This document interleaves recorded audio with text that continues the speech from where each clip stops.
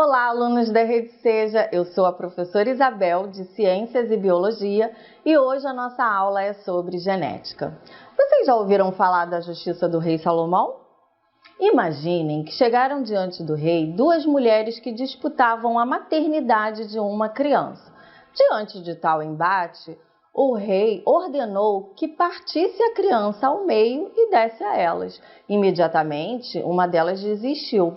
Assim, o rei ordenou que entregasse a criança a esta mulher, porque sabia que uma mãe jamais permitiria que o seu filho fosse cortado. Mas nada disso seria necessário se já existisse naquela época o famoso teste de DNA. Isso só é possível graças ao estudo da genética. Então vamos lá? No século XIX, um monge austríaco chamado Gregor Mendel planejou cuidadosamente experiências para estudar como se dava a transmissão de características de uma geração para outra. Mendel percebeu que para o sucesso de suas experiências, algumas características eram importantes. E as ervilhas apresentavam características simples de serem notadas e registradas. Por exemplo, a altura, alta ou baixa, a cor das flores, roxa ou branca, a cor das sementes, amarela ou verde, a textura da semente, lisa ou rugosa. A reprodução das plantas angiospermas ocorre através das flores. Muitas são hermafroditas, o que facilita o processo manualmente. Mendel cruzou plantas que exibiam apenas sementes amarelas com outras de sementes apenas verdes. Esse grupo inicial de plantas, construído por linhagens puras, foi o ponto de partida dos cruzamentos. Essa é a chamada geração parental P.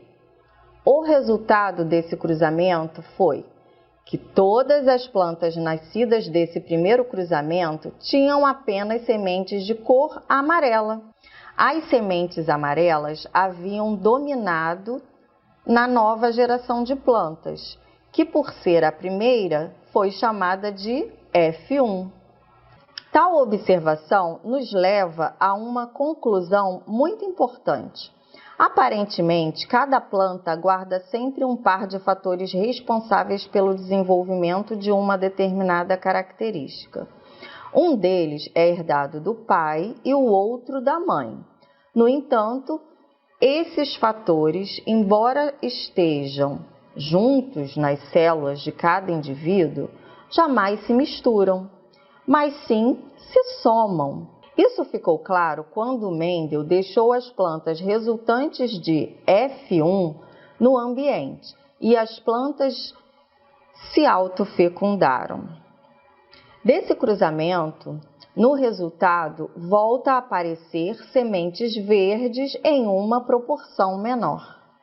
No exemplo das ervilhas de Mendel, quando os dois fatores herdados pela planta de seus pais são dominantes, ela obviamente desenvolverá a característica dominante, no caso, a semente amarela.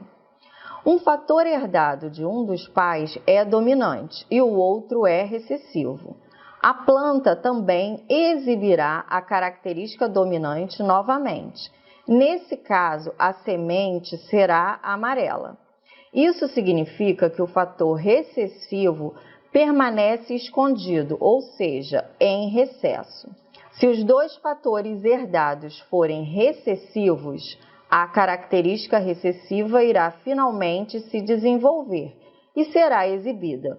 No caso, as sementes verdes. Vamos aplicar esse conhecimento para representarmos os cruzamentos. Homozigotos são um par de genes iguais, sejam dominantes ou recessivos, representados por letras iniciais da característica recessiva. No caso, a característica recessiva é a cor verde. Usaremos 2 vezes V maiúsculas. Chamaremos então de Vzão, para fatores dominantes e Vzinho, Vzinho, V minúsculo, para fatores recessivos. Mendel cruzou amarelas puras, Vzão, Vzão, com puras, Vzinho, Vzinho.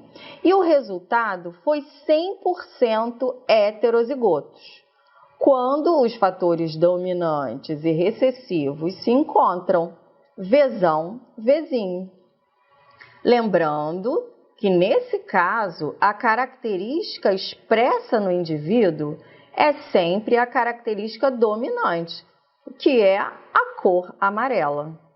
Assista nesse vídeo os principais conceitos de genética.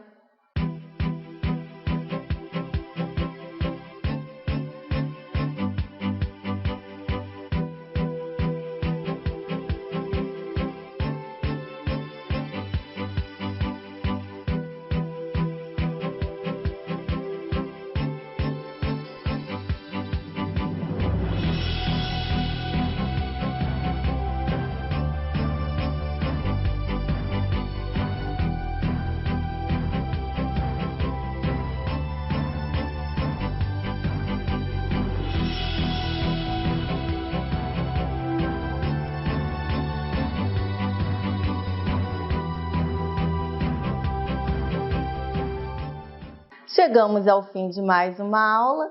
Bons estudos e até a próxima!